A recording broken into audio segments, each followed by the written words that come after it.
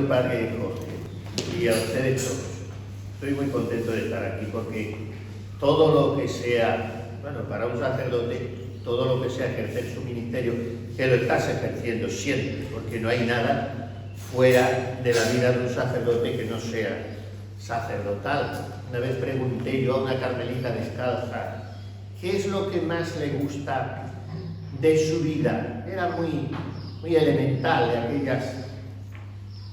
aquellas antiguas hermanas legas que había.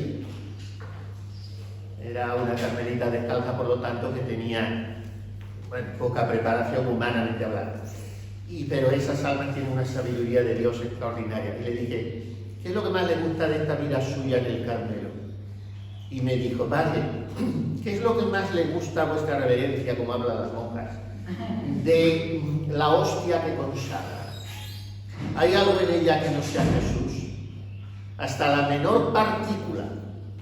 Por eso es un drama que ahora se universalice la comunión en la mano. Hasta la menor partícula es Jesús. Por tanto, hay algo en la hostia que consagra que no le... Pues yo en mi vida lo mismo, todo es Jesús. Bueno, pues esto yo lo aplico a mi vida sacerdotal y se lo ofrezco a ustedes como pensamiento. No puede haber en su vida, en nuestra vida, nada que no sea Jesús. Si vivimos de aquello de San Pablo, niti vivere Christus est, para mí vivir es Cristo. Y el morir una ganancia.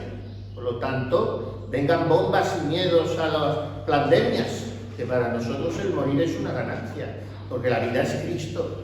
Bueno, pues yo estoy muy contento por eso, porque hablar de él, pero ya en concreto, hablar de su corazón, que es hablar de todo Cristo.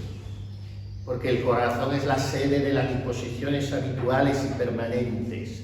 Por lo tanto, el corazón es la suma de la personalidad. Y hablar del corazón de Jesús no es traer ahora una nomenclatura obsoleta o procedente de un romanticismo más o menos sensible, no. Por eso es muy importante la formación doctrinal. Ir a beber a las grandes encíclicas del corazón de Jesús, muy importante, para no caer en un pietismo, en fin. Bueno, pues por eso estoy muy contento de estar aquí y bueno, las cosas que me ha dicho el Padre Jorge, pues a mí, aunque iba a decir, aunque no sean verdad, no lo serán objetivamente, en su sentir lo serán. Yo no estoy acusándolo de falsedad, pero en fin, aunque estén un poco infladas en su percepción por la amistad, pero a mí me complacen mucho porque, bueno, tener que ver, siquiera sea remotísimamente y minimísimamente en esto que está surgiendo aquí, que ha surgido tan bonito, con personas, cualquier edad es buena, en cualquier momento de la vida es bueno y todo es gracia, pero en fin, en las edades de ustedes, pues hay mucho que esperar, porque ya es una madurez que todavía tiene mucho por delante y que ya no es la inexperiencia ni tampoco es la decrepitud. Entonces es muy bonito y luego supongo que son representantes de familias, padres y madres de familia, la mayoría. O sea que esto último pues me tranquiliza enormemente porque era mi único piedra de tropiezo, francamente, sino que al entrar el Padre Jorge con su gitanería habitual se ha acercado a mi oído y me ha susurrado tranquilizadoramente: son buenísimos. Y no saben ustedes cuánto me ha serenado, porque en estos tiempos esa duda se cierne sobre el ánimo como una impresión tenebrosa hasta que ya comprueba uno que el que tiene delante es de fiar. Bueno, con todo y con eso necesito cierto margen para comprobarlo de ciencia propia. Pero bueno, estamos aquí. Él me había sugerido hablar de algo que admite un tratamiento inmensamente elástico, porque podríamos adoptar desde diversas angulaturas un enfoque u otro y dedicar varias charlas. Pero en fin, yo voy a dar 4 pinceladas por vía de orientación elemental y he titulado, aunque él no me dio un título como tal, he titulado ¿Cómo ser apóstol del corazón de Jesús? En fin, qué condiciones, qué características, qué anhelos, qué aspiraciones, qué preparación ha de tener quien se dedique a, digámoslo más sencillamente, a propagar el amor con mayúsculas, porque esto es el apóstol del corazón de Jesús. Pero un amor no solo afectivo, sino efectivo. Un amor que está basado en el sacrificio, en el olvido propio, un amor que está coronado por la cruz y rodeado de espinas. Esto es el corazón de Jesús. Y entonces, ¿cómo ser apóstol del corazón de Jesús? Voy a dar, como digo, 4 pinceladas, porque no podemos alargarnos y están teniendo ustedes un fin de semana intenso, hasta con misa prelaticia y todo. Entonces, ahora vamos a ver una cosa más rápida. Primero, hay que cultivar 8 virtudes, de las cuales dimanan muchas otras, hasta que lleguemos a las 54 que enumera Santo Tomás de Aquino en su Suma Teológica. Pero 8 virtudes están todas en las 8, porque las demás son hijas de estas 8. Y ustedes dirán, bueno, yo llego hasta 7, que son las 3 teologales, las 4 cardinales, todas infusas. En las cardinales hay una diversidad de escuelas.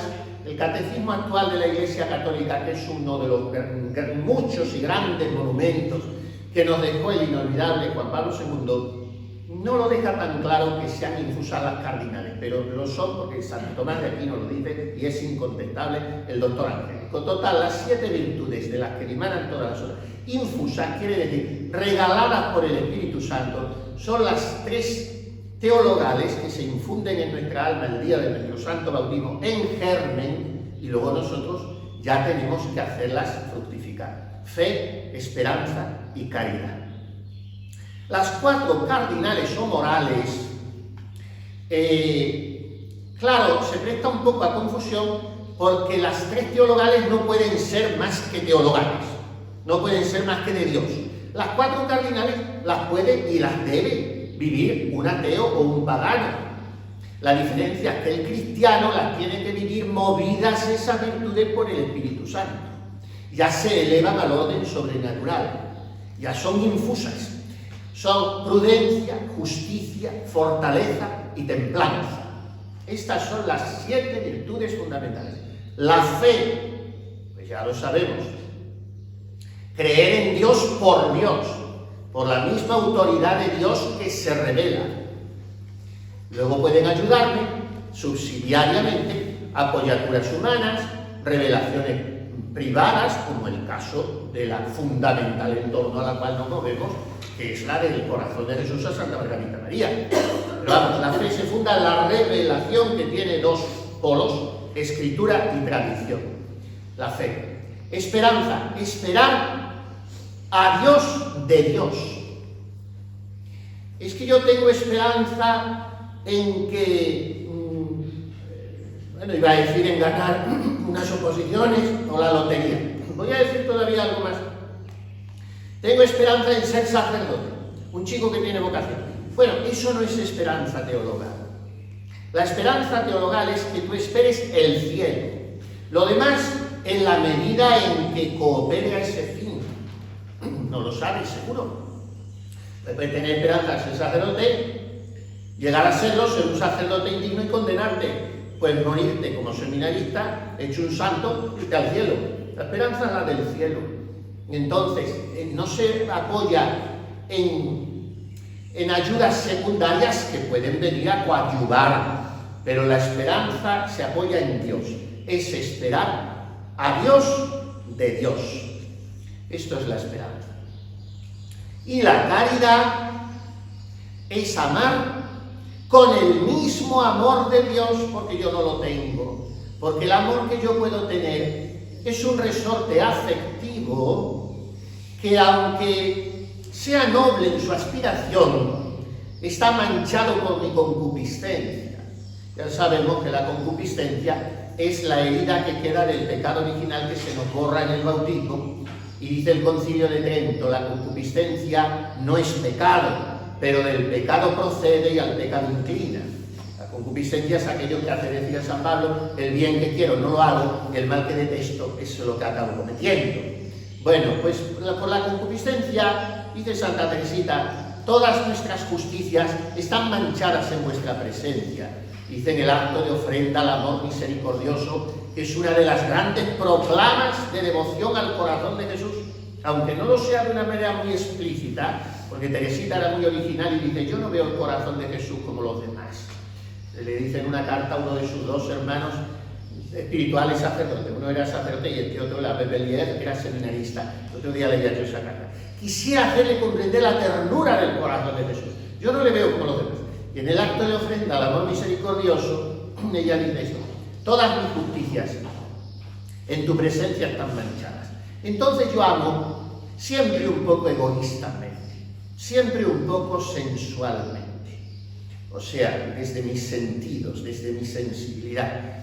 ¿Y qué es la caridad? La caridad no es el eros, que es ese amor egoísta que se busca a sí mismo en el otro. La caridad no es ni siquiera la filía, que es un amor altruista, pero donde todavía falta donación. La caridad es el agape. Esto lo explica muy bien Benedicto XVI en su encíclica Deus Caritas Est. Bien, pues, ¿qué es la caridad? Amar con el mismo amor de Dios. ¿En qué orden? En este. Primero Dios, segundo yo, tercero el prójimo. Este es el orden no solo teológico, sino absolutamente lógico. Ojalá, nos lo ha mandado el Señor, ojalá ame yo al prójimo como a mí mismo. Si Dios me ha puesto ese orden, es porque ineluctablemente yo amaré siempre antes que a los demás a mí mismo. Y además, espiritualmente, teológicamente, este ha de ser el orden, porque yo no me puedo preocupar de la salvación de los otros antes que de la mía propia. Hay tres estratos, voy a decirlos telegráficamente. El bien material ajeno está antes que el bien material mío. Yo tengo que quedarme sin comer para que el otro coma. Por eso el amor, más amor, es el de una madre, que se queda sin dormir, sin comer y sin lo que haga falta. El bien temporal, el bien material del otro antes que el mío. El bien espiritual del otro antes que el material mío. O sea, yo me quedo sin comer, o sin dormir, o sin viajar, o sin gastarme algo para pagarle al otro unos ejercicios espirituales o para llevarle a misa o lo que sea. El bien espiritual del otro antes que el temporal mío. Pero vayamos al tercer paso. El bien espiritual propio está antes que la fe. Yo no puedo pecar para que el otro se salve. Eso es una contradicción. Entonces, ¿el orden de la caridad cuál es? Por eso decimos, parece un refrán egoísta, pero es un refrán teológico, ¿eh? La caridad bien entendida empieza por uno mismo. Lo que pasa es que se emplea ese refrán para justificar toda clase de egoísmos y comodonerías y todo. Pero entendido teológicamente es así. Entonces, el orden del amor. Dios, yo y el prójimo. Ya tenemos las tres virtudes teologales. Las cuatro cardinales, las digo brevísimamente. Prudencia, que es la auriga virtutum, decían los clásicos, la que lleva el carro de las virtudes, porque sin prudencia no hay nada. Un prudente no es un tímido, ni es un diplomático, ni es un calculador, ni es un suavón. No. Un prudente es aquel que dice y hace lo que en cada momento hay que hacer y decir, según la voluntad de Dios. Y un prudente puede a veces parecer un descarado, o un prudente tendrá que callarse. Tiene que ser según lo que Dios quiera. Prudente fue nuestro Señor, callándose ante Herodes o empuñando el látigo en el templo. Prudente es hacer y decir lo que hay que decir y hacer. Prudente. Justicia. Unicuique sum. Dar a cada uno lo suyo. Eso es la justicia. A cada uno lo suyo, ni más ni menos. Fortaleza. Resistir los obstáculos con serenidad de ánimo y con confianza. Por eso es hija de la fortaleza la paciencia, propia de almas grandes, longánimas, la fortaleza. prudencia, justicia, fortaleza y templanza. Usar de los bienes materiales con la moderación que Dios nos pide en vistas a nuestra salvación eterna. Por eso, bajo la templanza se colocan las virtudes de la castidad, de la continencia, luchar contra la gula, contra la comodonería, en fin. Bueno, pues ahí tenemos las 7 virtudes. Esas hay que cultivarlas para ser apóstol del corazón de Jesús. Porque si soy un imprudente, si no tengo caridad, si me falta esperanza, si soy un débil que a la menor dificultad se encoge porque no tengo fortaleza, si me falta la templanza y la gente me ve hecho un glotón o bebiendo, siendo un mundano, hay que cultivar esas 7 virtudes, ascesis. Y junto a esas 7 virtudes hay una que es la primera que le sigue en orden de importancia, pero que no es teologal, pero es cuasi teologal, viene a decir Santo Tomás de Aquino, que es la virtud que está hoy olvidadísima. Bueno, la virtud que hoy no existe y de donde viene todo lo malo es la fe. El drama de hoy es que no hay fe, ni fuera de la iglesia ni dentro. Es el drama de hoy. Yo no repito más que conceptos que he oído muchas veces a Benedicto XVI. Y entonces, ¿cuál es la virtud que brota de esas otras? Y engloba un poco a todas. La virtud de la religión. Y de San Pablo, que llevéis desde ahora una vida sobria, honrada y religiosa. ¿Qué es llevar una vida religiosa? Hacer muchas novenas, o en fin, no. Llevar una vida religada a Dios, enganchada a Dios, que no esté desconectada de Dios. La religión es esa. Y luego dirá en otro lugar San Pablo que la religión limpia y noble a los ojos de Dios es visitar huérfanos y viudas. De manera que la religión se enfoca a la misericordia, no es un intimismo escapista o subjetivo. Por tanto, ¿cómo se define la virtud de la religión? La virtud que impera que le demos a Dios el culto que le debemos en estricta justicia. Esa es la virtud de la religión.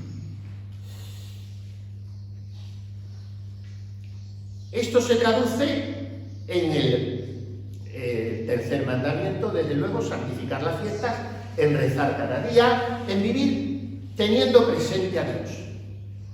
Es muy importante esto.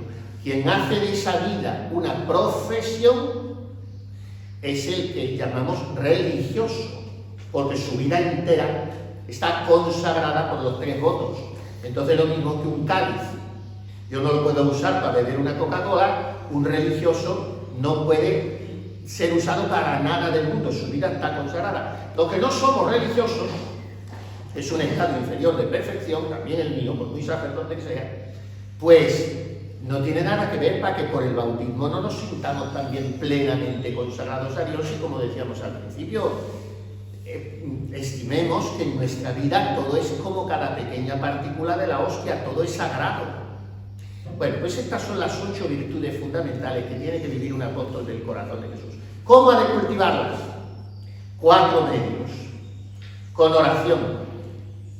El alma sin oración es como un huerto sin agua, como sin fuego la fragua, como barca sin timón. Nunca dejes la oración si quieres salvar tu alma. Sin gracia no hay salvación. Y sin oración no hay gracia. Es el drama de hoy. Hoy todo se nos da en cursillos, en simposios, en encuentros, en sínodos y en historias. Y si la 10ª parte de ese tiempo lo gastásemos en estar con Jesús sacramentado, adorar, reparando, o en mi habitación si no puedo otra cosa, rezando en familia, la oración transformaría el mundo. Yo estoy firmemente persuadido de que hace mucho más por la Iglesia que todos los sínodos y hojas diocesanas donde se abomban las estadísticas y se clamorean los números, una pobre carmelita escondida haciendo penitencia, o un enfermo clavado en su cama, o una madre cocinando a unos cuantos hijos y diciendo calculatorias. Esto hace mucho más. La oración es la palanca que mueve el mundo. Por eso Santa Teresita del Niño Jesús es patrona de las misiones católicas. Y estas cosas son necesarias. Esto que están haciendo ustedes aquí, que lo primero de todo que hacen es oración, por lo que están dedicando estos días más que nada es a rezar. Pero en fin, también es necesario reunirse. Yo no voy a ser un angelista que diga que hay que suprimir toda la estructura humana, es una ilusión boba. Pero si eso no está transido y empapado de oración, es como una caña hueca, como una campana que retiñe, dice San Pablo. Pero si no hay caridad, y la caridad se enciende, el fuego se enciende en la oración. Por lo tanto, primero la oración. Penitencia, sin la cual no hay oración que valga. Regalo y oración no se compadecen, dice Santa Teresa. Regalo y oración no se compadecen. La Virgen Santísima lo que vino a pedir una vez y otra a niños, sin temor de que se asustasen, ni por pedirles penitencia ni por mostrarles el infierno. No. La Virgen no procedía, gracias a Dios, como los catequistas al uso. No, a los niños se les dice todo, la doctrina católica, y por lo tanto penitencia, y lo repitió. Y nuestro Señor, sin el Evangelio, no hay otra cosa, al final de cuentas. Niégate a ti mismo, toma tu cruz detrás de mí, convertíos y creed en el Evangelio, y en fin. Bueno, penitencia. Tercero, sacramentos. Sin sacramentos todo se convierte en un subjetivismo y en una religión a la carta y en hacerme yo la ruta de navegación. Entonces, sacramento, comunión diaria, es importantísimo. La comunión diaria para crecer en gracia, en amistad con el corazón de Jesús, es importantísima. Y por último, pero no por último, sino mezclado con todo, obras de misericordia. Porque si me dedico a la oración y a los sacramentos y a la penitencia y no me proyecto al prójimo, empezando por mi familia, todo es una entelequia. Obras de misericordia, comenzando por las espirituales, que dice Santo Tomás de Aquino, que naturalmente son más importantes que las corporales, porque está por encima del espíritu del cuerpo, claro.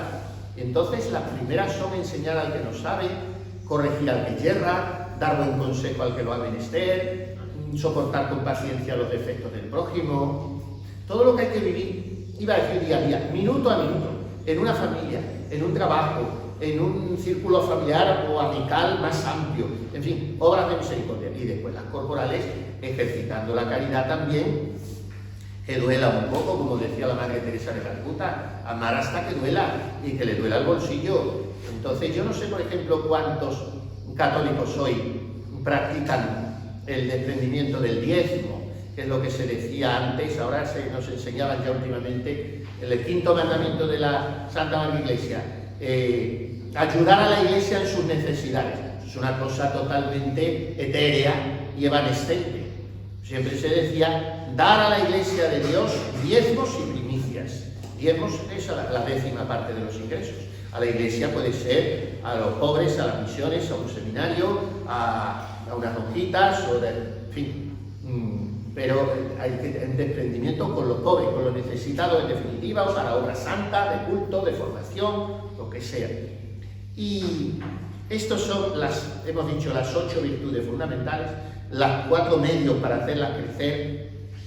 Y luego todo esto tiene que traducirse en testimonio. ¿Y cuál es el testimonio que tiene que ofrecer un apóstol del corazón de Jesús?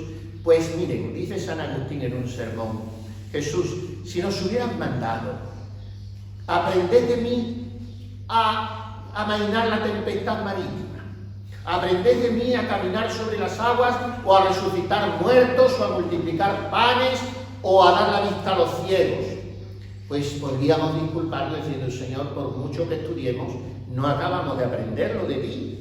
Por eso nos has mandado algo muy hacedero e imitable. Aprended de mí que soy manso y humilde de corazón.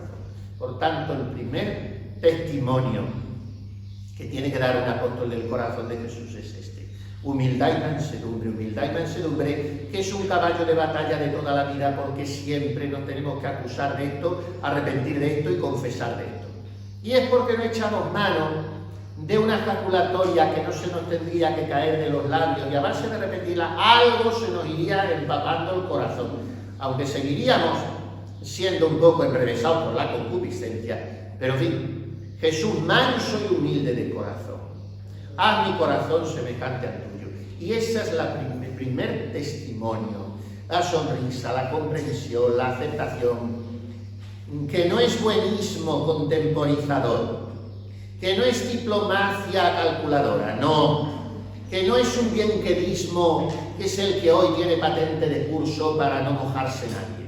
Eso no es la mansedumbre, porque más manso y humilde de corazón que Jesucristo no ha habido nadie.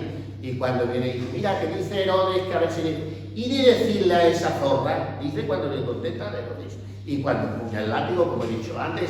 O sea, la mansedumbre tiene que conectarse con la firmeza y la energía cuando es voluntad de Dios que la apliquemos, pero habitualmente se ganan más moscas, dice San Francisco de Sales, en la introducción a la vida devota que debemos leerla tanto para los seglares, tiene que ser un libro de cabecera, se ganan más moscas con una gota de miel que con un barril de vinagre.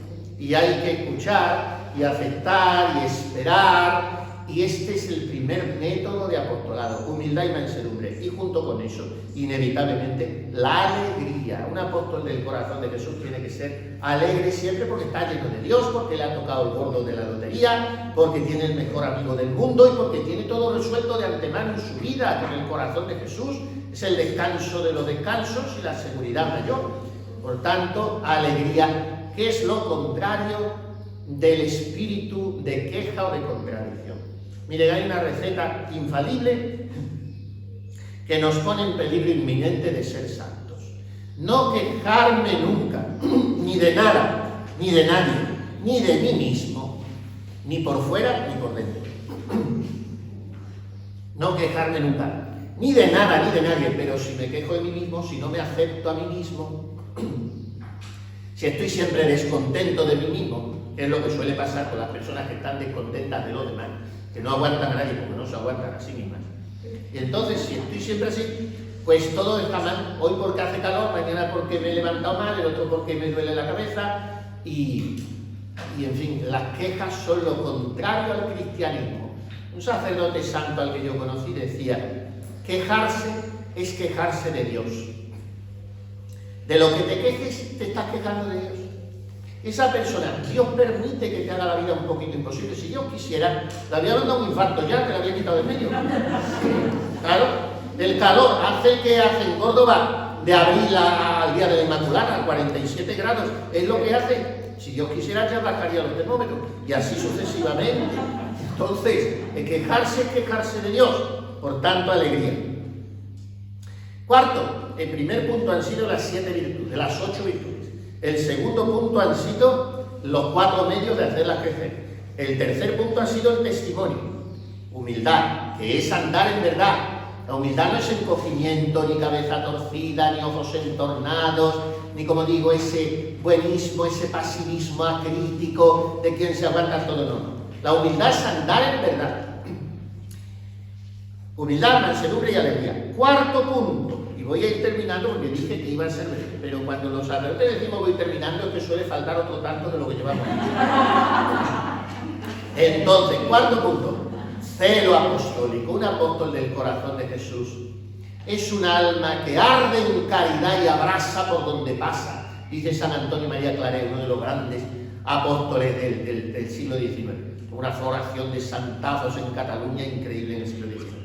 Pues dice, un hijo del Inmaculado Corazón de María, porque son los que él fundó, los claretianos, pero que si es hijo del Corazón de María, es que es hermano del Corazón de Jesús, claro. Es un alma que arde en caridad y abraza por donde pasa. El celo apostólico es eso. El celo es el deseo de Cristo, de que todos los hombres se salven y lleguen al conocimiento de la verdad. El celo es arder en las mismas ansias redentoras de su corazón. Y el celo es aquello que nace de lo que llamaban, lo que decían los filósofos clásicos, bonum est diffusivum sui. El bien es difusivo de sí mismo, el bien se vierte hacia afuera, el bien tiene como naturaleza propia el deseo de contagiarse. Y de San Juan de Ávila, santazo cordobés adoptivo al que conocemos poco, esta semana empezamos, la llamaba él Semana Santa, la Semana del Espíritu Santo, era loco del Espíritu Santo y le predicaba sin cesar. Y le llamaba, esta semana hemos de vivirla como la Semana Santa del año, clamando por el Espíritu Santo. La ascensión que fue el jueves, las semanas son 10 días del escenario del Espíritu Santo, hasta el domingo que viene, Pentecostés. Bueno, pues San Juan de Ávila le escribe a una señora y le pregunta, Padre Maestro, ¿por qué ama Dios tanto? ¿Por qué siento yo tanto el amor de Dios? Y él le viene a decir, era muy castizo, muy coloquial, muy desenfadado, muy elegante, pero muy simpático. Y le viene a decir, señora, no sea usted tonta. Viene a decir, mire, me pregunta vuestra merced por qué ama a Dios. Y yo le respondo con otra pregunta, ¿por qué quema el fuego? ¿Puede el fuego no quemar? Está en su misma naturaleza. quema porque es fuego. Bueno, pues operar y sequiturese, dicen los clásicos, el obrar sigue al ser. Uno obra según aquello que es. Bueno, pues ¿por qué ama a Dios? Porque no puede no amar, porque está en su misma naturaleza. Pues entonces, si yo estoy en Dios, si vivo en Dios, si amo a Dios con el mismo amor de Dios, decíamos al principio, yo lo que hago es desear con toda mi alma pegar ese fuego en lo que trato, para lo cual se me tiene que salir a mí por los ojos, por las palabras, por las obras y por todo. Celo apostólico. Que todos los hombres amen al corazón de Jesús, porque solo en eso está su felicidad. Y contagiarles con arte, con estrategia, entrándoles a cada uno según su manera, su temperamento, sus gustos, y con mucha naturalidad. No es que yo soy amigo de esta persona, o soy pariente, o soy su padre o su hermana, y ahora ya voy a ponerme a hacer apostolado. Y entonces es como una cosa un poco postiza, un poco artificiosa. No, en la misma relación que tienes. No habláis de recetas de cocina y de fútbol y de otras 1000 frivolidades que no os van a llevar al cielo. Pues de esto, pero hay que hablar no sermoneando, ni adoctrinando, ni menos reprochando, pero dejando caer con gracia, con naturalidad y con frescura y sin complejos ni miedos. Resulta que aquí hay una desfachatez, muchas veces satánica, para hablar de todo con la mayor insolencia y atropellando y avasallando, pero de lo demás hay como que ir pidiendo perdón de antemano, nos han arrinconado.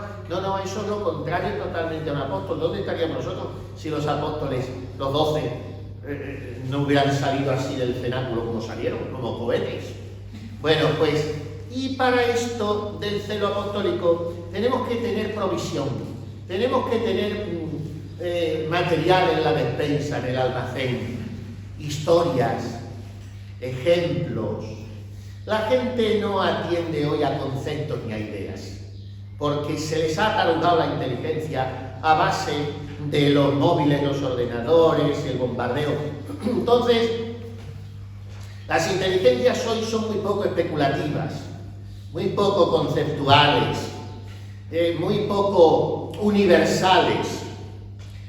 Hoy más bien se piensa, esto no es ninguna reproche, esto es una constatación psicológica, más bien se piensa con psicología femenina. La mujer va siempre a lo particular, desciende de lo universal a lo particular y te pone casos concretos. Bueno, este pensamiento casi está hoy universalizado, no entremos ya en la cosa de la inmiscusión de la sensibilidad o sentimentalismo. Por lo tanto, es muy difícil hoy proponer ideas, por eso no hay tampoco mucha formación doctrinal. Entonces hay que tener ejemplos y leer mucho, y como digo, historietas y cosas de los santos o de la vida o de, yo qué sé, hay para eso muchos libros y hoy hay material infinito en los internet y todo eso.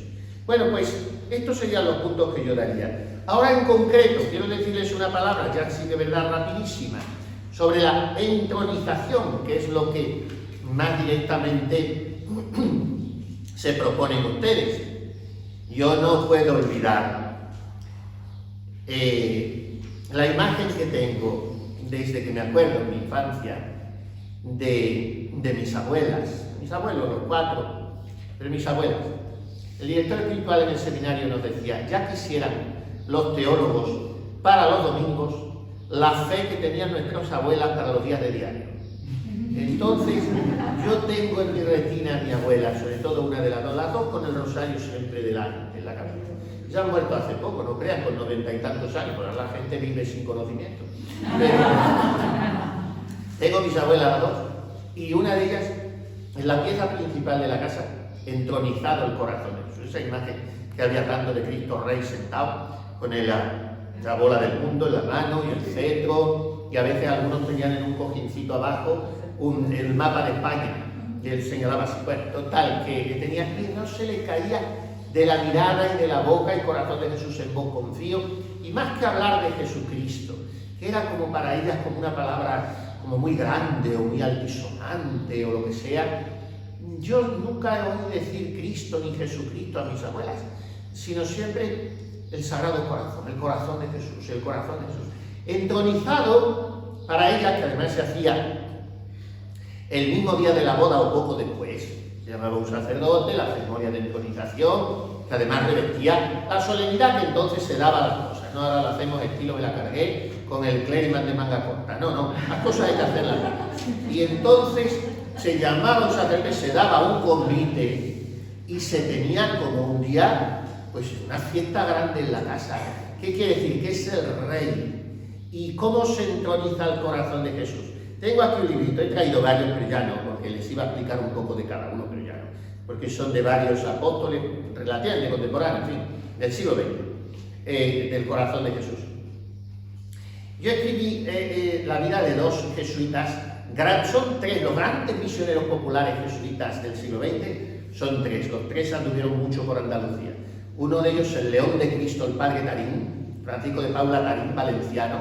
De ese no he escrito, ese es venerable, está en Sevilla, en la iglesia del Corazón de Jesús, en la calle Jesús del Gran Poder, que ahora se acaban de ir los jesuitas.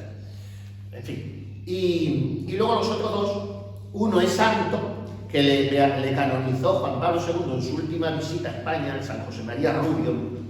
Tuvo mucho que ver con la erección del monumento del Cerro de los Ángeles, junto con el padre Alfonso Torres, uno de los grandes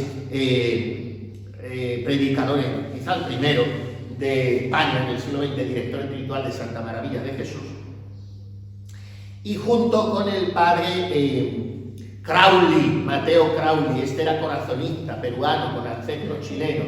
Jesús, Rey de Amor. Yo tengo este librito, lo han sacado hace poco en la BAC, más bonito y más grande, pero yo tengo esta monería porque me gustan así antiguos. Aquí viene el trigo que él predicó en San Jerónimo el Real de Madrid los últimos días de mayo del año 1919, para la consagración de España al corazón de Jesús. Y aquí vienen retiros a personas sobre el corazón de Jesús y cómo han de vivir la devoción. Y me he acordado al preparar esto para ustedes, Jesús, Rey de Amor, se llama este libro. Bueno, pero luego escribí la biografía del padre Arnaiz, que le beatificaron en Málaga hace 2 o 3 años, y es un apóstol del corazón de Jesús imponente. Tengo un apartado grande en este libro dedicado a él. Este se lo voy a dejar aquí, los otros no, porque no tengo más que uno, incluso de este mío no tengo más que uno. Pero de este tengo media docena y se lo voy a dejar aquí. Que ustedes lo rifen o se lo pasen unos a otros, yo les hago este regalo. No lo puedo remediar, soy así de rumboso y soy extremeño y nos han enseñado a ser espléndidos. Fuimos a conquistar un mundo y nos olvidamos de nuestra caja fuera. El padre Arnaiz era un santazo apóstol del corazón de Jesús por los pueblos de Málaga, deprimidísimos, de la sierra y tal. Le salió un grupo de mujeres, señoritas de la mejor sociedad malagueña, que como jabatas se fueron a entregarse a aquellas misiones populares que hacía él entre aquellos que eran casi salvajes. Se establecían en una especie de choza, de chabola, bajo los auspicios de don Manuel González, el santo obispo de Málaga, que les daba permiso, viendo la categoría espiritual de aquellas mujeres aguerridas, jovencísimas, que hubieran tenido un futuro, pues lo que hubieran querido, de los Welling, de los Larios, de las mejores familias de Málaga, como digo, se iban detrás del padre Arnaiz y aquello pues cristalizó en una obrita muy pequeña que hoy siguen 12, las misioneras de las doctrinas rurales, que van por los pueblos dando misiones populares, son extraordinarias.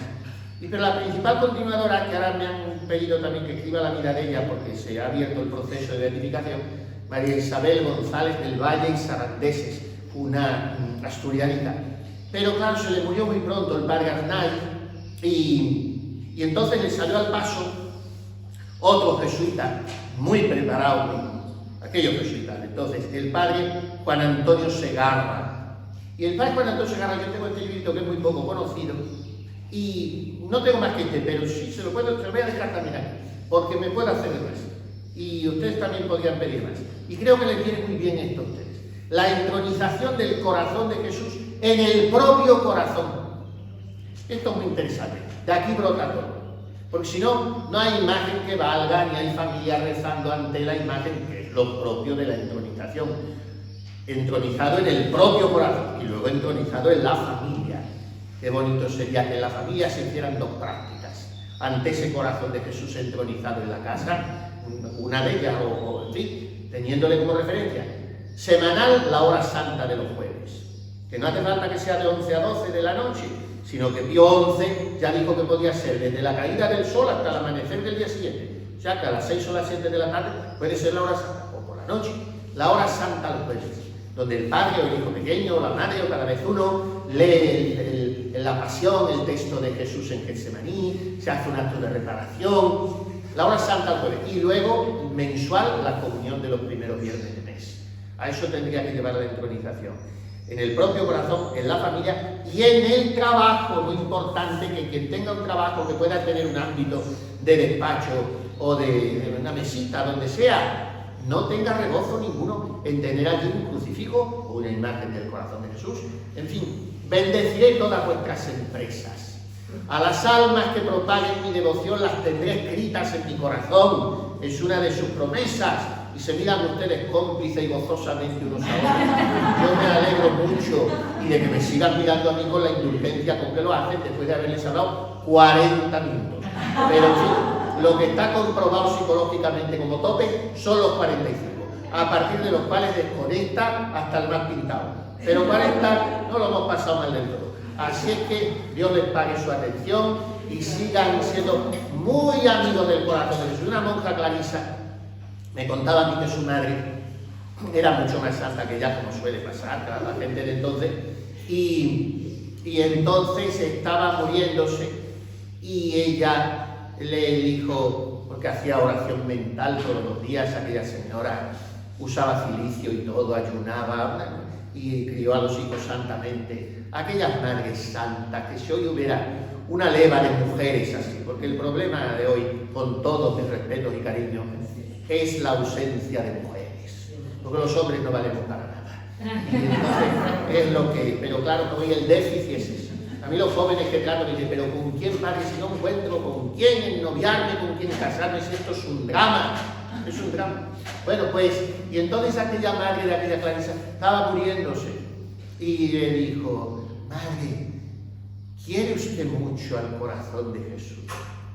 Y dice que como quien tiene en la boca una cucharada de miel, y mientras iba cerrando los ojos y muriéndose, mucho, mucho.